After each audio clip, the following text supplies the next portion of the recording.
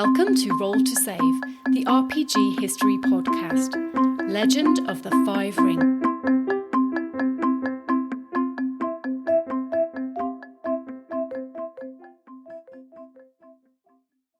Hello and welcome to another Roll to Save Roundtable. Today we are going to be talking about Legend of the Five Rings, and I have with me as usual Steve and Jason. How are you, gentlemen? Yeah, all good, thanks. Just kind of enjoying the second wave and stuff in the UK, but yeah, it's. I mean, to be honest, I'm mostly a hermit anyway, so it doesn't really make a lot of difference. You're looking quite hermity these days. You've got your kind of vaguely greying yondu haircut going on there. Yeah, it needs a bit of a trim. It does. It does. Topiary is probably what it needs more than anything else. And yeah, the beard is becoming a little bit wild man of the mountains. Yeah, but that's you after a day.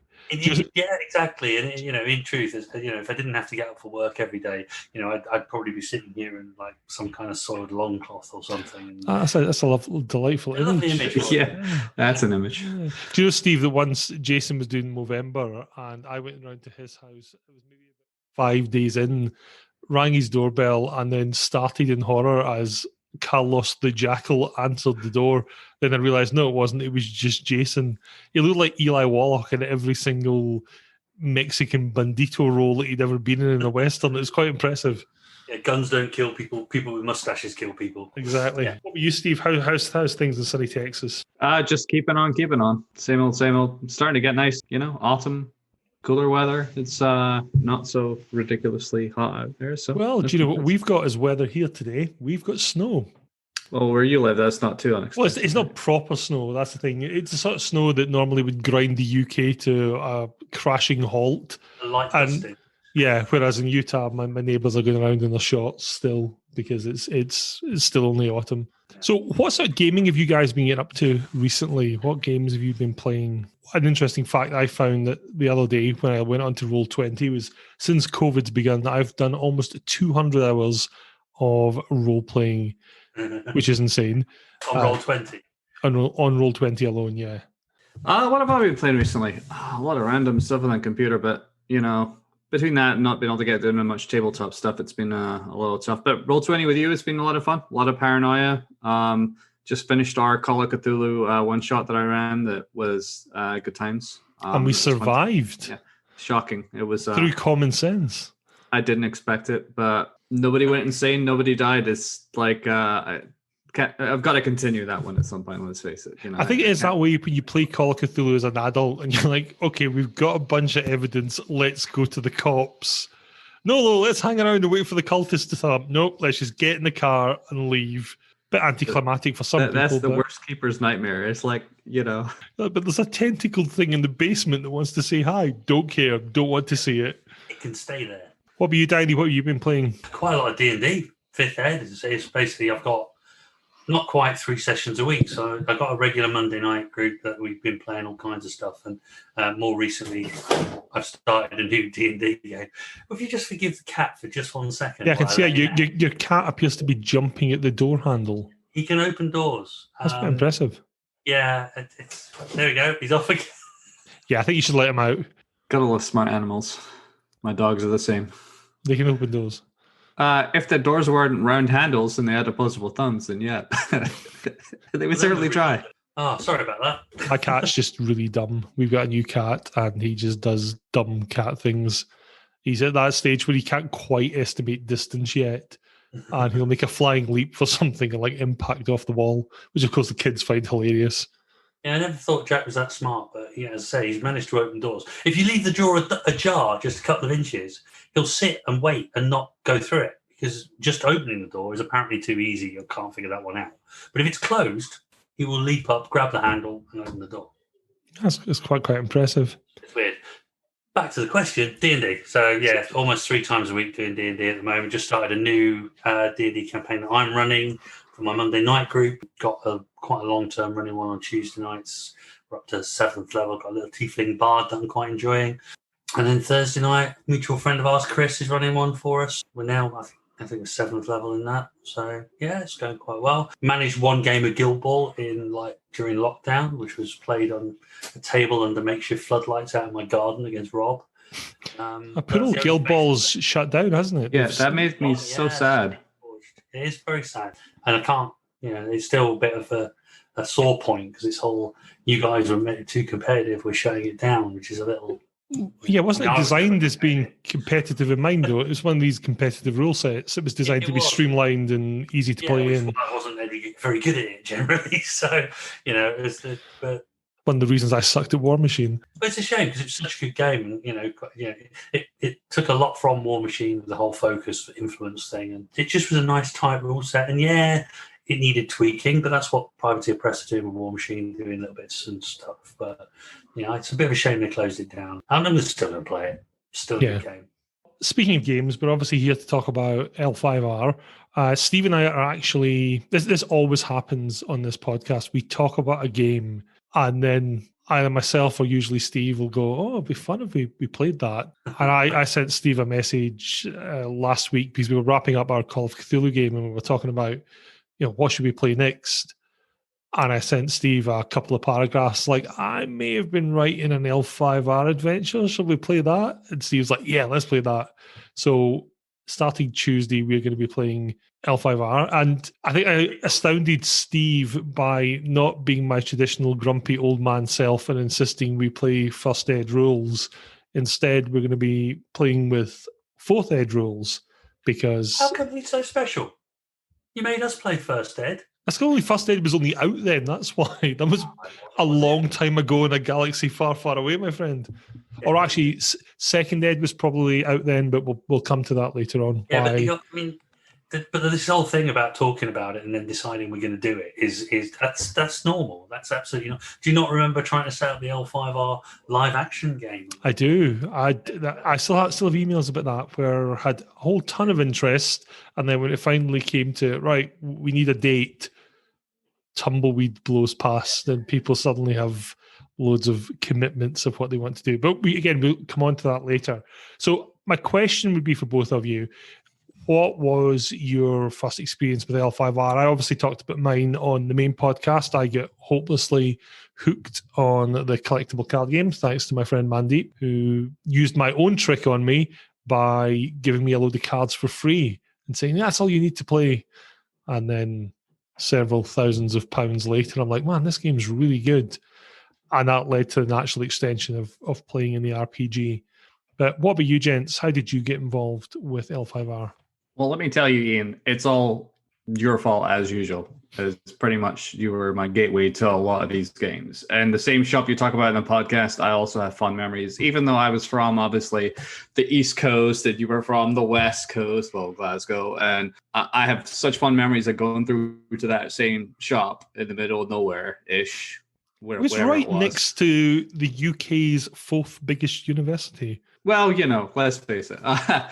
Enough said about that. It's probably being in a big city probably got you confused. Getting on a subway in a Scottish city is quite a novelty. But yeah, coming through to visit you and the crew through there and get exposed to all sorts of new interesting games was what got me to L5R in the first place. Obviously, being more of a fantasy D&D type person for the longest time, it was definitely a unique experience. I never actually got into the card game as much as you did. Like, as I recall, I seemed to being a poor student back in the day. It was pretty much Magic and Star Wars and Star Trek were all I could afford. But certainly the card game was very appealing, and I wish I'd had the money for it. And right to this day, because fantastic art, fantastic lore, great gameplay. It's one of those regrets of games. To be honest, L5R fits in that whole bucket of one of those games that I wish I'd had a lot more playtime with, because I loved the books. I owned the first ed core book, some of the clan books, just fantastic, great books. And I think I only got a chance to play it like 3 times, and that's sad to me. But I was obsessed with the lore. I was obsessed with everything for the longest time. In fact, one of my fondest memories of, I mean, obviously, as you probably tell from my accent, everybody listen. I live in Texas now. I've been in the U.S. for about 20 years now. One of my fondest memories of first trips over to the U.S. was basically dragging my then girlfriend to whatever store I could find that. Like it was like one of these big like sort of RPG superstores type of thing you typically see over here, and I'd never seen the like. I mean, obviously we've talked about some of the stores we have over here. The stores in the US are nothing like they are in the UK. Going to the store with walls and walls, aisles and aisles of miniatures and role-playing books and paints and everything, and looking at the Clan War miniatures and going, there's no way I can afford to bring all this stuff back because no one stocked it in the UK. I was like, I want that, I want that one. I think I bought like one blister at the time. It was about all I was, because I didn't have a lot of room. But man, so many beautiful miniatures. And just, I don't think you touched on that, but like they tried everything with L5R. I mean, there was a lot of spawn-offs, but that was like, the miniature game didn't get a lot of traction, but I still wanted to play that one. I don't know how well it played, but the miniatures were certainly beautiful. I actually bought the rule book for Clan War. I never ended up getting some miniatures because the card game was just so kind of all-absorbing. But as I recall, it was a fairly okay rule set. Like you, I saw some of the miniatures and I'm like, oh man, these look really cool. But I couldn't, as a poor student, conceivably justify getting a miniatures habit as well as a CCG habit. What about you, Jason? What's your experience with L5R? So basically the two games that you ran and the proposed LARP version, which we didn't get anywhere with, that was it. I mean, the weird thing is I've never really been that interested in the kind of Oriental flavored kind of role-playing games. So whether it's Oriental Adventures, that was D&D way back in the day and all that kind of stuff, it always seemed to me to an excuse to make my fighter or his sword better than yours. You know, it's the ability to chop trains in half with a katana or whatever. I've seen it on the internet. It must be true. It was unnecessary in some of the games that I played. You know, to me, if you want to play a ninja, that's just a rogue, but with a different kind of slightly different mindset and a slightly different set of equipment. So I never really was big into it. And then you kind of were doing the whole pushy kind of, I'm going to ref this, you need to play it. Yeah, you were. I was never pushy. It's a bloody good job you didn't go into selling drugs, Ian. That's all I'm saying, because this is worth. The richer if I ever had. Yeah. And in Glasgow, let's face it, would have been probably an easier job opportunity.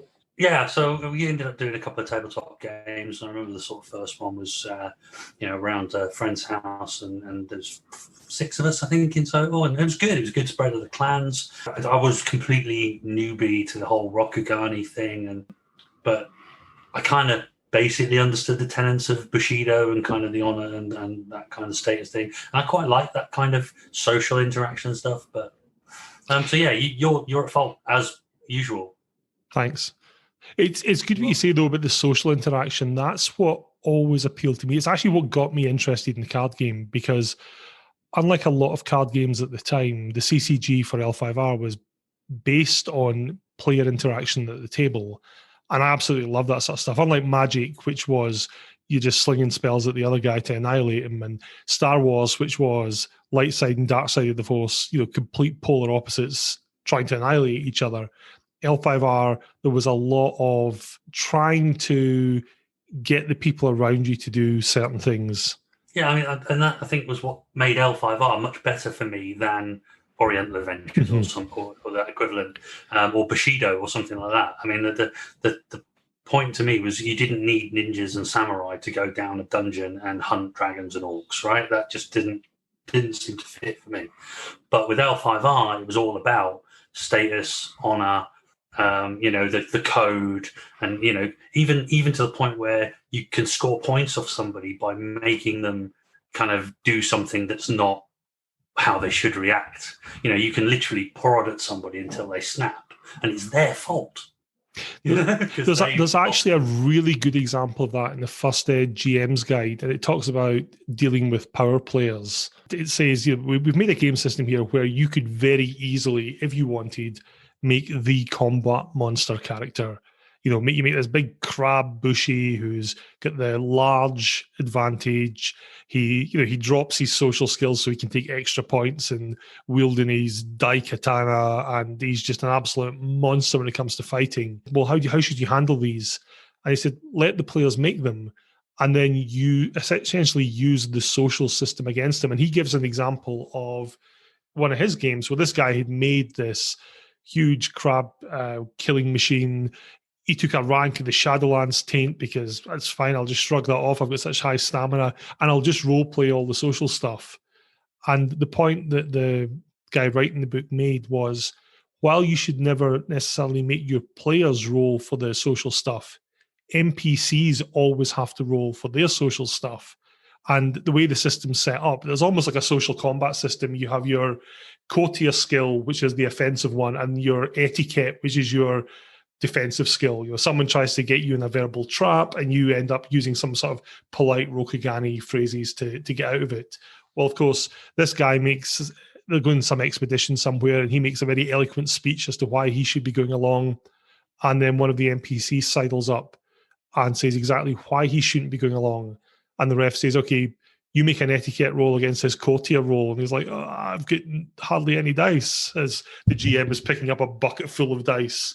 And then that player ends up sitting out the session, has to play something else, and realizes, just making a combat monster isn't that effective. And that's what I really liked about it, because you could very easily turn it into kaiju and katanas, but that's not where the depth of the game lies. The depth of the game is very much in the social setting. If you wanted to do a campaign which is you all go off to the Shadowlands and you fight zombies all day, sure, you can do that, but it's not that much fun. It's a lot more fun to look at the environment and the interactions that you can have there.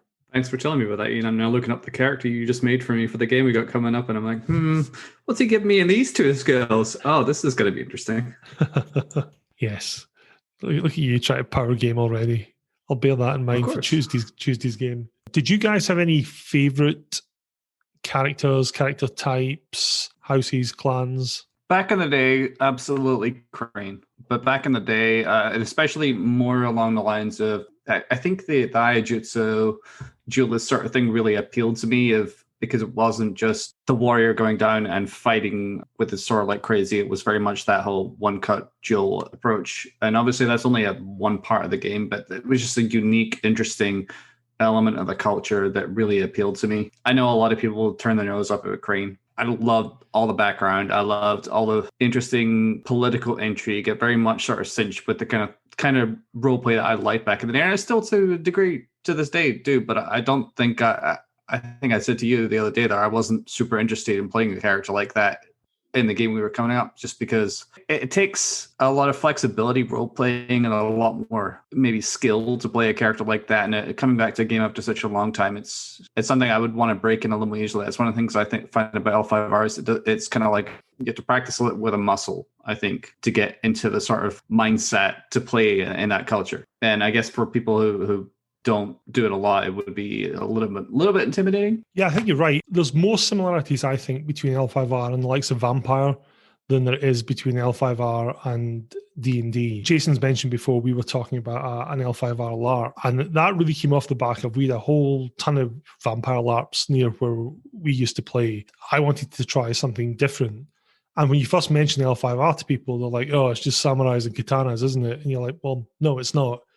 And when you explain the political side of it, a lot of Vampire players were suddenly like, oh, that sounds really interesting, because it's not combat focused. And you mentioned the Iaijutsu dueling side of it. Is one of the things that I liked about L5R was almost like the mini games it had within the main core rules, that something like an Iaijutsu duel, your character needed very specific training for, and therefore the person who wanted to make the big combat monster that could like break trees with his bare hands, he wasn't going to be any good at an Iaijutsu duel because he hadn't spent time practicing that. And I think confining almost like courtly combat to the occasional duel took away that urge for people to make these threshing machine characters, they can arm wrestle Mechagodzilla, and instead they would focus on something that was less combat heavy and more sort of steeped in the culture and society of the setting. So I have to say I agree with Steve very much about the whole flexing the muscle kind of thing and training. So as I said, I've only played 2 games with L5R, and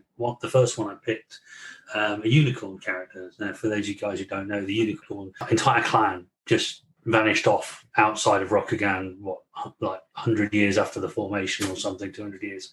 And off they went. And they weren't seen for 800 years. And when they came back, they were all kind of gauging foreign kind of culture. And they almost ended up going to war with like the Crab Clan and things like that at one point when they came back, because they missed the whole Shadowlands thing and all that kind of stuff. But the great thing was it meant it was quite an easy in for me as a role-playing point, because I wasn't that I didn't understand quite as much of the courtly goings on. and the character wouldn't have that anyway. So I played this really idealistic, young kind of unicorn clan member, but I absolutely idolized the Crane character in the game. So Jenny was playing her Crane character, and she was very much all honor and form, and all the courtly skills and emphasizing all of that. Not the combat or anything like that. And this guy absolutely idolized the Crane, so he set out in everything he did to emulate and be the paragon.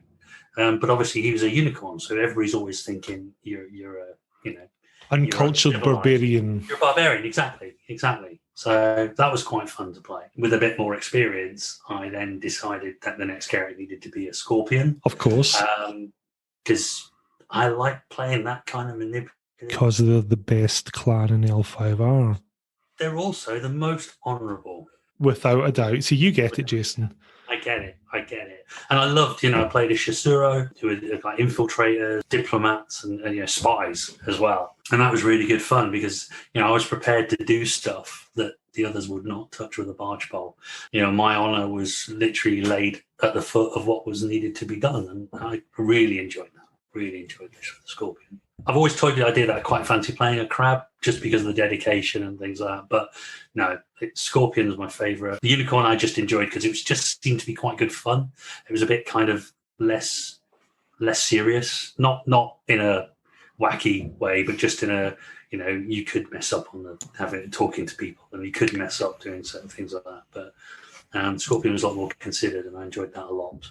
It actually raises an interesting question for you, Iain, as the experienced games master for L5R. Tell me a time when you've had someone play a crab clan who was not your stereotypical beefcake berserker on the wall type character, because I'm curious. So there was a character in the game that I ran at university who played, there's a school of Shugenja, so that's effectively magicians within the clan, called the Kuni family. They have a subset that's called the Kuni Witch Hunters, and I had specifically put a plot together that was all to do with Maho, which is blood magic. And it was fairly much a murder mystery of the players following the clues and working out who the bad guys were and who was essentially about to summon up a plague of the undead on an unsuspecting town. But of course, it was set in the heart of Rokugan rather than out in the Shadowlands. So they couldn't just charge around with swords drawn, kicking down doors and dragging people out. They had to investigate. So he made this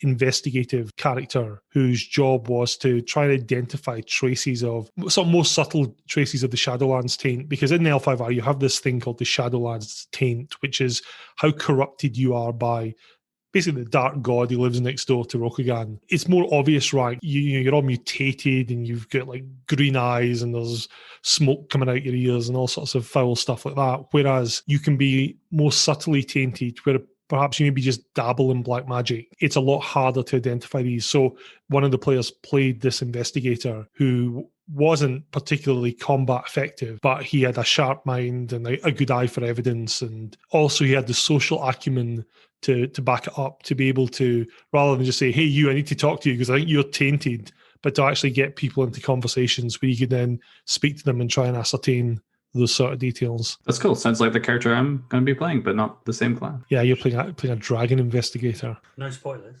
No, he knows that.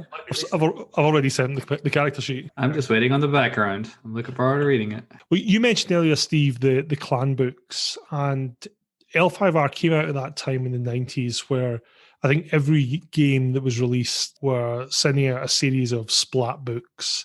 So Vampires is kind of the most infamous for this. You know, Clan Book Bruja, Clan Book La Sombra, all those ones. And L5R did the same thing. So the main rule book for First Ed came with what I thought was pretty good. It was a 2-page spread for each clan. It detailed the schools, the skills, all that kind of good stuff. But they then released a series of Way of the Clans books, starting with the dragon and ending with the phoenix. I still have all those books. I think they're a really, really great read. But you said you own some of them, Steve. Which ones did you have? I had the dragon. I had the crane. I think those are the only two that... Mostly because those are the ones that sort of intrigue me the most. I certainly like the Isizumi was also a very intriguing character archetype from the dragon because it was not... tattooed monks, isn't it? Tattooed monks, yeah. That intrigued me because, again, it didn't fall into you're either playing a Bushi or a Shugenja, which to me, those were like, these are the two stereotypes. I want to play something different. I'd always want to do like, what are the different ones?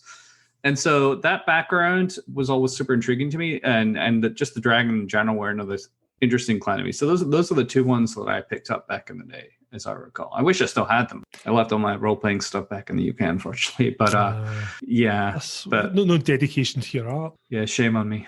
I recall, Jason, you asked to borrow my Way of the Scorpion at one point. Absolutely. If you're going to do something, you might as well learn something about it, right? You get insight in the book, but those Way of books, they went much, much deeper, and obviously they are focused on the one thing that you're kind of really interested in playing. So at the time, I just, it's like Clan Bruja for Vampire and so forth. It's like, and like Steve says, you pick up the ones that really interest you, and kind of, you can almost look at somebody's shelf and probably judge what a human being they are. Don't look at my shelf. There'll be a lot of judgment if you look. For the game that I'm running on starting next week, I've taken out the clan books for the main clans that the PCs are involved with, and ones for the main NPCs. And I'd really forgotten how much of a joy they are to read. And I think it's a particularly good writing staff back in the day, AEG games. These clan books, it's similar to when they released them for Vampire. You read them and you're like, oh man, I want to play one of those, because they just make it, I think that was the objective, was to make it very appealing to want to play a member of those clans. But you read these and you're like, oh man, I really want to play a Crane, or I really want to play a Scorpion. And it's not really because it's got loads of cool new powers that those clans can use. The majority of these books are flavour and background and history of what the clans have been up to. But they also include a lot of really good role-playing hints of, here's how a person of Clan X would act. And I think, to Steve's point, it stops that stereotype of you just have to be a Bushi or a Shigenja, and if you're a Bushi, you kind of march around in armor and talk about honor and slice cars in two with your katana. It's designed to show you that there's a range of ways in which you can play these things, and I think they really succeeded in that regard. I don't know, I can't actually speak to what the books were like in later editions. I only ever got them for First Ed. But I understand there was a range of other similar Way of the books released in later editions. For the later ones, especially the likes of Second Ed, they'd moved the timeline forward. So I think it was more, where does this clan sit in this particular timeline? Old time, I just stuck with the original, yeah. Well, I did. Now, one of the reasons for that, and I don't want to sort of wail on other versions of the game. As I said, when we were playing this week, we're actually using 4th Ed, because 4th Ed is probably the most complete version of the AEG version of L5R. There is 5th Ed, which is the Fantasy Flight version. Steve knows I have an inversion to funny shaped dice that I was going to say, are bespoke. They do use funny shaped dice, yeah. Yeah, I think it's progress for Iain. I'm seeing growth in him that he's willing to try something that's not the first edition from like 30 years ago. I'll take my hat off to you, to be honest. I never thought it was possible. He's like as immutable as like the Grand Canyon, this man, No, 4th Ed, I bought 4th Ed when it came out. I'd been burnt by 2nd Ed, and I was like, I'm done with this. And then 4th Ed came out, and I was like, oh, this looks pretty good. And I did, in fact, buy it. You bear a grudge, don't you, sometimes? I do bear a grudge. I'm Scottish, of course I bear a grudge. That's what we're famous for. The 2nd Ed was a bit of a misstep for AEG, because one of the things that got a lot of praise for First Ed was the fact that the system was kind of unique for the time, but it actually worked pretty well.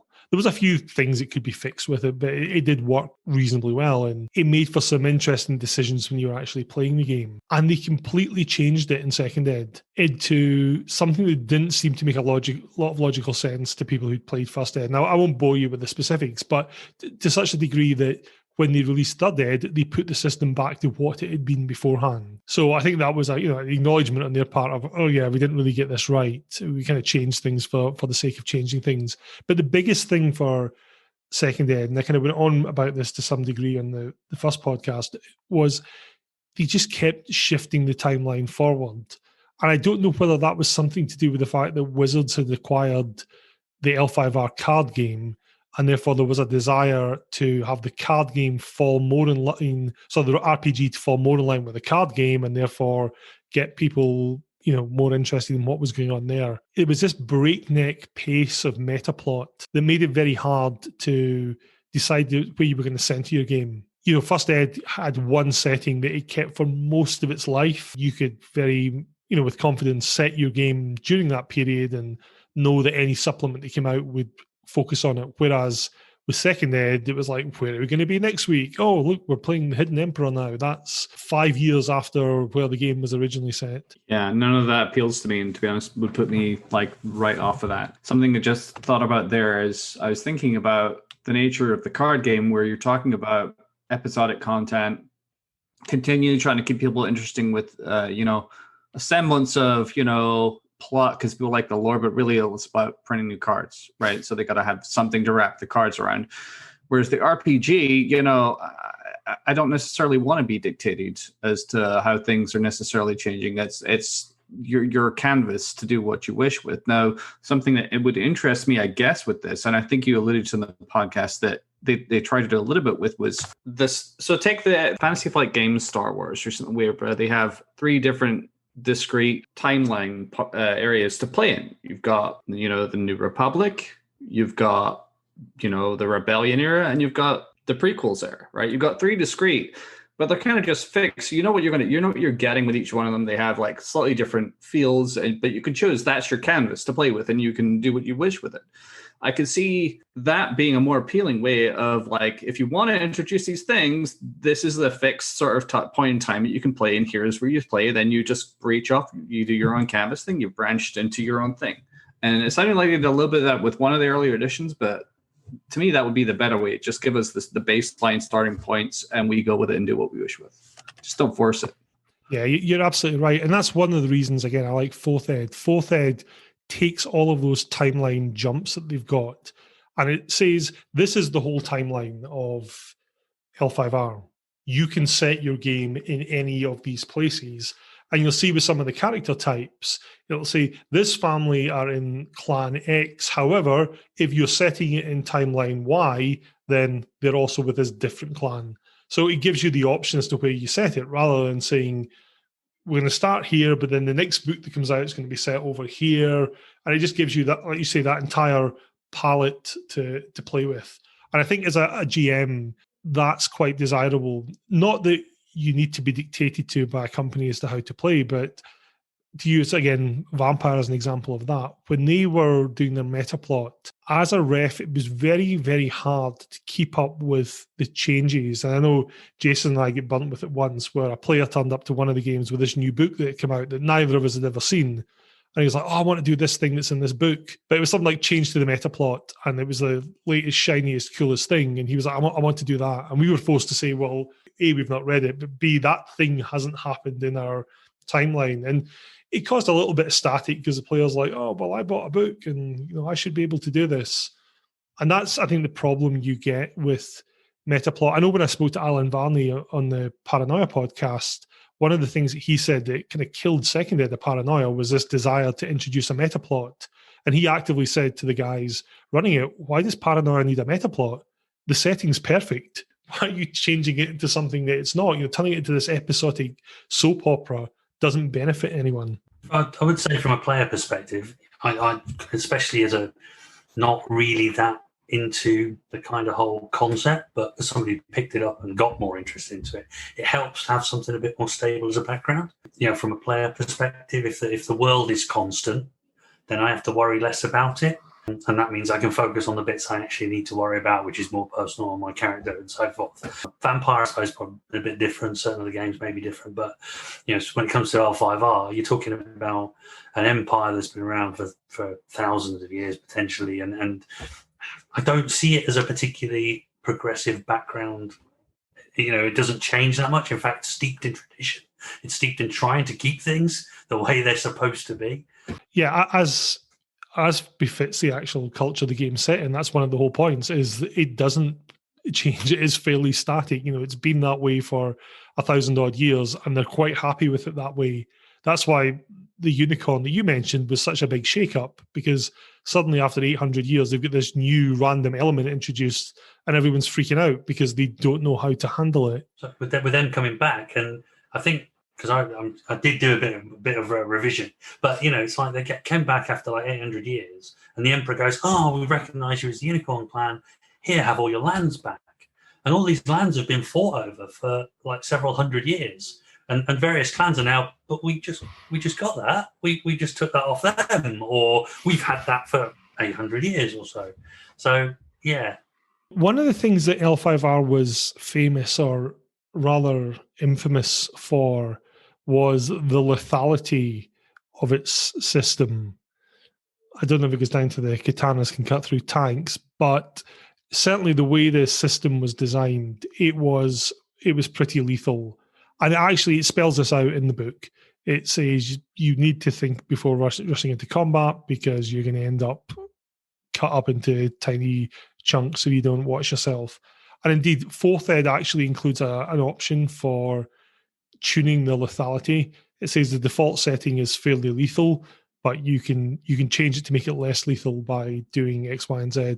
Spoiler alert for Tuesday, Steve, I have not chosen to make it less lethal, so just bear that in mind. Did any of you guys experience that in the game? I know that some RPGs, like especially with the likes of the new D&D, you're actually fairly powerful to start with, and you could take a bit of punishment compared to old school D&D, where you could essentially start with 1 hit point and end up like dead at the first goblin that happens to kind of glare in your direction.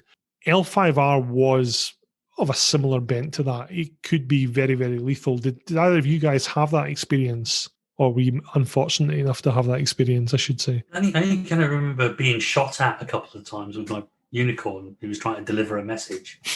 And I think I got hit twice by arrows, and I just kept going at full speed and pretty much was almost dead on the back of a horse by the time I reached my destination. That's like 2 arrows and you've had it. My scorpion was a little bit too, I don't know, canny, a little bit too averse to getting his hands dirty. So, he got his hands dirty, all right, but he just didn't let anyone see him getting their hands dirty. You know what I'm trying to say? Actually picking up a weapon. Like, why wield a katana when you've got some lion bushy you can get to do it for you? Yeah, he insulted your father. Someone told me that. Exactly, you should hear what he said about your mother. Oh. Now that's very unsubtle. It'd be much better than that, I promise. It was the gist of it, though. He said something about your mum. Nothing recollection for me. It's been a long time since I've played, so it's interesting in terms of like the lethality and campaign play. It certainly changes the way that you think, which is kind of interesting because if you're playing like a more combat-oriented character in a game that is so lethal, your game may be over very quickly. TPKs may be quite a bit more prevalent. It seems to me maybe a little bit more adverse to the concept of this longer term campaign game where you're dealing with a lot more social stuff, whereby it's very easy for the character to get killed. And it seems a little bit of a contradiction, but I get it.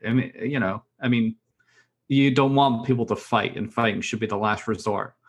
But you're still playing in a game that probably has some combat at some point in it in the adventure. So I hope you roll well, because otherwise the game could be over very early. Hope the GM didn't have any plot points for you. Good news for you is Iain never rolls well. Yeah, so true. Did Jeff play a crane in the second game? He did, yeah. And didn't he have a duel? And he completely wiped the floor with the guy in like 1 hit. It was like it was over in 1 roll, and it was like holy. And it was like, no, I'm not doing that. Never doing that. That's actually was my first experience of it. When we first put characters together for this in the late 90s, there was 1 copy of the book between about a dozen of us.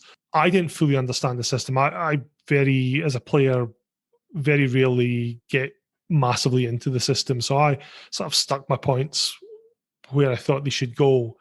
And in something like the second session, I had an obligation to one of the other characters who was a Shigenja. He had no combat skills really to speak of, and I was essentially his protector, and his honor got insulted and he got dragged into a duel. And he was like, oh, I guess you're fighting this for me. And for whatever reason, I had a particular combination of traits that made my character quite good at dueling. I had no idea. And the ref's talking me through this duel because it was his own little mini game that you do certain things, like you fall into a certain stance and you can gauge certain traits about the opponent, and then eventually there's the one cut strike. Like the example you gave, I just tore this guy in half with one blow of the sword. And all the other players were like, wow, I guess he's the dueling guy then. And I'm like, I didn't design this as a dueling character. And the ref had to explain to us, no, if you get involved in a duel, it's going to be over pretty quick. The system's designed to represent the fact you've got two guys facing each other with swords, and basically the quickest one is going to kill the other one. And it was a bit of an eye-opener. I was like, oh, okay, this game's pretty lethal. And after that, I was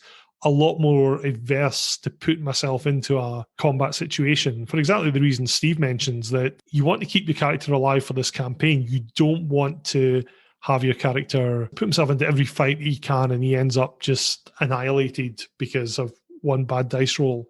And I think the system was designed down that. It's got the concept of these exploding D10s, that if you roll a 10, you roll it again and keep that number. But if you get another 10, you can roll again. So conceivably, even the weakest character can get lucky and, absolutely destroy someone much more combat capable than they can in a fight. My two games have both been with you reffing, and you're not exactly the most combat orientated of storytellers or refs, etc. So that's why the experience is quite limited. So Steve, you may be okay. Don't count on it though. I'm playing the guy who's probably the weakest. Well, maybe not the weakest, but certainly the guy who's probably the least averse to getting into anything with anybody, which is fine by me. Yeah, you need somebody basically like Iain's character for that other guy, for that Shigenja, just like, yeah, honor's been insulted, you're up. Well, the party consists of a courtier, an investigator, and a Shigenja, so good luck if there's any honor duels to be fought. We're in trouble. Steve, you guys fairly handy with a sword. You should be all right. Yeah. And it's properly handy. I see Steve's clearly looking at his character sheet at the moment and trying to work out exactly how handy he is. I've already looked at it. He has a wakizashi, which is, a short sword, so certainly not a katana-wielding samurai by any stretch of the imagination, but, he's fairly handy with the short sword. Anything pointy in L5R can kill you. That's a lesson I learned a long time ago. Particularly a scorpion's wit. Oh, like it. Yeah, best clan in the game. There's actually lots of tips in the Scorpion book of almost like put downs you can use, but they used to have little things like that. In each book, they're like wise sayings of the dragon and Scorpion fables that basically show everyone else to be complete clowns. One of my favorites was in the Crab book, was basically Crab Clan insults. And my favorite one was for when they were dealing with sort of snooty crane who are, making remarks about the clan being uncouth, and the crab pointing out that, well, actually they embody the principle of duty because they spend their entire time defending the empire from outward threats while you lot hang around in gardens flower arranging. And the insult is, and I wish I could say it in the proper Rokugan, but it was, go and put your makeup on, geisha. Yeah, that's not gonna end well. I can see a fight happening. Yeah, that's the problem with those Crane pretty boys. They're all very, very good at honourable dueling. Not so good in a sort of two-fisted fight in an alleyway, but that's not what L5R is about. When the Shadowlands are clawing at you from beyond, That's actually one of the best books they've ever made. Was they made a book of the Shadowlands. It's one of their earlier books, and they actually did it like a real-world textbook. And it's got a smattering of rules in it, but the majority of it is just pure lore about the Shadowlands. And you read it and you're like, yeah, this isn't actually just a place where you send the players if you want them to like fight goblins or trolls or something like that. This is actually the realm of a mad god. And the further in it goes, the less of a chance they have surviving, not because of the lethality of the creatures, but because the very air around them will corrupt them, or the water they try and drink will corrupt them, or the landscape itself will corrupt them. It was quite a good early release because I think it took a lot of refs away from that desire just to have the Shadowlands be my players want a pitched battle, I'll just send them over the wall and they can go and, beat up some goblins until they get that out of the system. It's also one of the interesting things about the setting that they take a lot of stuff that you're used to in sort of traditional Western role-playing games, and they put that distinctive cultural spin on it. Like, for example, the goblins that you find in L5R are very, very different from goblins that you'll find in D&D or Warhammer. And the same with a lot of the undead. You look at a lot of the undead, you're like, man, these things are really, really dark. There's creatures who, they're essentially flying heads, but they manifest as people during the day, and then at night they pull their heads off and the heads then fly around the countryside eating peasants. You're left thinking, that's a fairly horrific take on vampire myths. And it's very, very different, I think, from what you're used to with Western stuff. It's why I like in the section in the 4th ed book on how to write an adventure, it discusses the difference between Asian and Western storytelling, because it's saying if you want to get it properly right, you should take a look at how people in Asian cultures tell stories and what their concept of a hero is as compared to what we do in the West. And I think it uses the example of in the Hollywood example of the rogue cop who's out for revenge. And it's saying in an Asian story, that guy would not be a hero. He would not be the focus of a story, because here's someone who's abandoned his duty and he's abandoned his honor and he's abandoned his principles to go out and take revenge on people. Whereas Asian stories are very differently framed. And it's a section I actually advise a lot of people to read, even if they're not going to run L5R, just to get a good feel for cultural differences in storytelling. I think the cultural stuff is really interesting. It's hard to get right. I think I put a lot of effort into it, but if you do get it right, then that's you do not want this thing to be D&D with katanas. I'm sorry, it won't work because of the lethality of the combat, for example. But you're missing out on so much of the really stuff, the best bits. I mean, I don't think. I mean, I said we had no combat. I got shot at twice delivering a message at walk factor 10 on the back of a big old.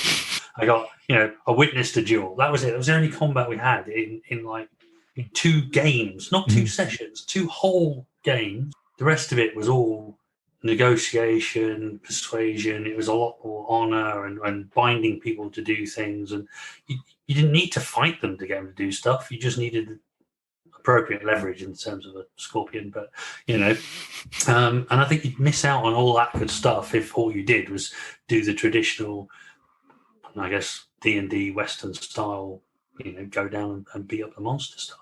I don't even remember any magic or creatures being involved either. It was a little bit of magic, but yeah, But that was generally the Shigenja we had. Yeah, well, exactly. And even then, the magic in L5R, they explain in the rule book that it's not like magic in D&D sense of the wizard makes a fireball appear and zaps people. They're actually prayers to elemental spirits, and it explains that the spirits don't think like humans and they will act in certain ways to certain stimuli. And that's essentially what these prayers are. It's invoking these spirits and telling them to do certain preconditioned things, which could be seen as doing the same thing, that ultimately you set something on fire at the end of it, but it's done in a very different way. And, if that Shigenja doesn't have his bag of scrolls handy to read out the prayer, or he hasn't memorized it, then you're not going to be able to instantly summon a fireball and zap someone with it. Not that there's much fireball zapping goes on. Certainly not in my games. Well, not generally. I've got these 12 black scrolls in this case for you. Do you want these 12 black scrolls? You're meant to look after them. That's your job. Oh, yeah, sorry. Yeah, don't open them. That's one thing I do love about the background. You have little things in there so we've trapped the essence of this dark god in 12 black scrolls. We'd like you guys to look after them and just don't ever open them, okay? Yet there's no chance that will go wrong in any shape or form. Who do you entrust with that? Do I trust the noble crane? Or do I trust the lion with his honor as his word? Or do I trust the scorpion? Always trust the scorpion. What's your counterpoint, Steve? I'm the counterpoint to you, scorpion bias. I'll be the anti-scorpion, and that's fine. The world.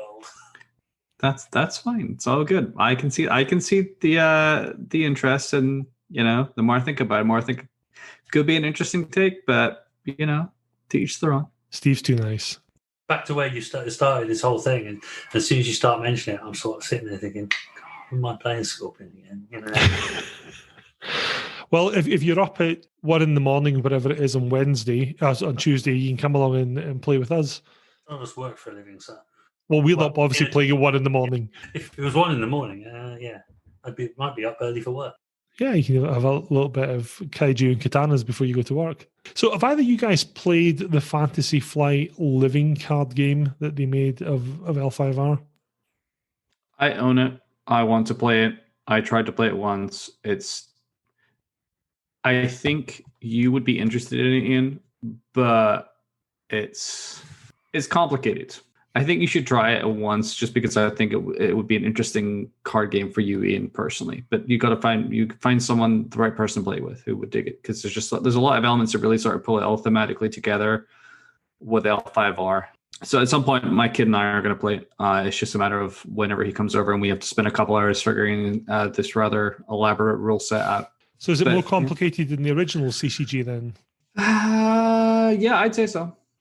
Because it was fairly complex as card games go. Yeah, there's several different mechanics to it that make it. There's a lot of tokens, obviously typical, Fantasy Flight games. There's a lot of tokens and different mechanics that go with it, and I'm very appealed. It appeals to me a lot, but it's just a matter of this seems really complex for something I want to play casually for an hour. So at some point I'll play it and give you a full review, but I definitely, it intrigues me. So you mentioned lots of counters, and as Jason knows, I buy board games by the pound. That's why I love Fantasy Flight games, because you get a big box that probably weighs the same as one of my kids. And there's going to be loads of bits in here. I like games that take 4 hours to set up. So do I, but this is a card game. I've played my fair share of Arkham Horror and all these games whereby it takes an hour or two just to set the game up. So I'm not opposed to those, but this is a card game. So it's one of those things where it's a little bit different. Yeah, we actually played Arkham Horror 2 weeks ago as a family, and I forgot how long it takes to set up. There is a ton of bits that go with that game, and it looks great once you've set it up. But I've got some of the expansions that put additional boards on it, and I've got a fairly large table, and I'm not sure how I can fit more than one of these boards on at any given time. If you think that's bad, if you've never played Eldritch Horror, you should try that one. That one is just as good, but it takes even more setup. It's literally an hour or two to set a damn game up. That's the one that's like Call of Cthulhu, but round the world. Yes. Round the world in 80 days with Shoggoths. Yeah, it's really good. They're both excellent games. But yeah, highly recommend trying out Eldritch Horror sometime if you're interested in a little bit of a more global take on Arkham Horror. I might very well do that. Anyway, we've kind of come to the end, because we're clearly talking about other games other than L5R. Does anyone have any closing thoughts on Legends of the Five Rings? Any wisdom that you'd like to share? For those of you, obviously, who can't see this visually, Jason's got some sort of Mohican thing going on, but the way he's sitting at the moment with his beard, it looks almost like a top knot. He looks a bit like a kind of wise sensei. I just say, if anybody's fancy giving an L5R a try, I was not keen. It didn't really appeal. But when I played it, there's a lot of depth to it. I'd encourage people to give it a go. I'd tell them to, really try and resist the urge to just play it as D&D with samurai swords. It's much deeper than that. It's much better. It's a really good game. And I kind of missed the fact that I only got to play it twice. And some of them were cut short because somebody went to the States, that kind of thing. So, and it's a shame so bitter. Only a little. I've had to get myself a new UK-based Scottish friend, so, you've been replaced, so it's fine. He's not the same. He's not the same. He's shorter, much more portable. It's my face, you see. Yeah, I'm sure he'd appreciate that, because he does listen to this podcast. Yeah, sorry, Rob. What about you, Steve? Any wisdom? I think for a recommendation, something I've sort of done a lot more thinking about recently is there are people who know far more about the culture than we probably do. And a recommendation for a podcast that I think if people are interested in learning a bit more about the different takes on Asian culture is there's a podcast called Asians Represent, which talks a lot about different Asian takes on RPGs and kind of walks through them, does proper critiques, and it's definitely covered L5R. It's covered a lot of other games over the years, and I certainly would recommend people to check it out to get a more deeper insight into the cultural take on these games, for sure. Interesting. I might check that out, actually, to be honest, because I'm interested in the, I'd like to play some more of the game, and I'd like to think that I might get it right. But yeah, I'd be interested to see what they make of it. Yeah, I think that's always worthwhile doing, because you can very easily turn a game like this into a very negative. Yeah, exactly. It's hard, and you shouldn't just assume. And there's the whole, it's cultural appropriation and things like that. There's a lot of real world issues to be kind of unearthed there. But at least you can do is kind of be sensitive and careful and just pay attention, I guess. Yeah, I think that's probably the wisest thing. I'll leave you then with a sort of funnier story. As I mentioned in the main podcast, the reason I get involved in L5R in the first place, because similar to you, Jason, and the whole samurai thing had never really done much for me. And there were a group of guys in the gaming group I was in who played the L5R card game, but I was never particularly bothered by it because I was playing about a zillion other games at the time. But the guy who owned the shop that Steve mentioned, he came up to me and said, I'm wanting to run an officially sanctioned tournament. We need one person playing each one of the clans. There's this one clan, the Unicorn. Nobody play them. I'll give you a whole bunch of free cards if you want to play the Unicorn and join in. I took part in this. At that time, there was, I think, 14 factions in L5R. And I took part in this huge tournament where it was 14 people playing around one table. And there was one guy at the table who he could be quite annoying. He had one of those laughs that you kind of disrupted mobile phone signals, and he was just constantly being loud. One of the players next to me asked the guy officiating, in the interests of sort of fairness and making sure that there's no inappropriate table play, can we make a rule that if you're eliminated, you have to leave the room? Because somebody who gets eliminated may then be really bitter to the people that eliminated them and will spend the entire time trying to influence other people. And he said, yeah, that sounds very, very fair. And at that point, he then put an alliance together with about 4 or 5 other people to eliminate this slightly annoying chap. To put it into perspective, this tournament took about 7 hours. This guy was out after 40 minutes.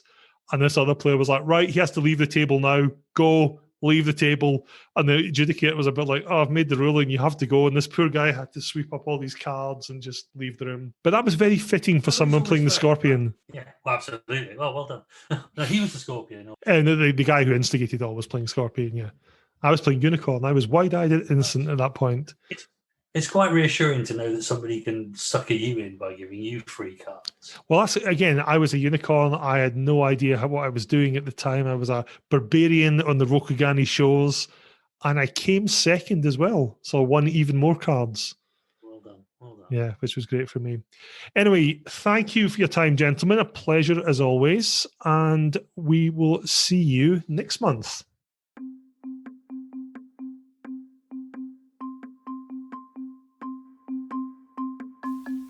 We're a monthly podcast about the history of tabletop role-playing games.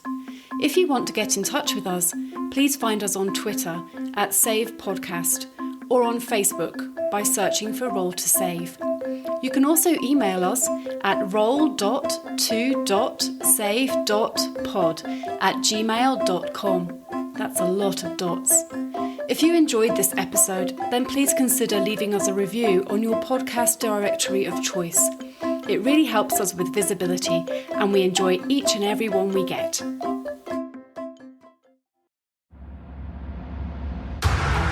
Are you looking for a D&D podcast with a dark side?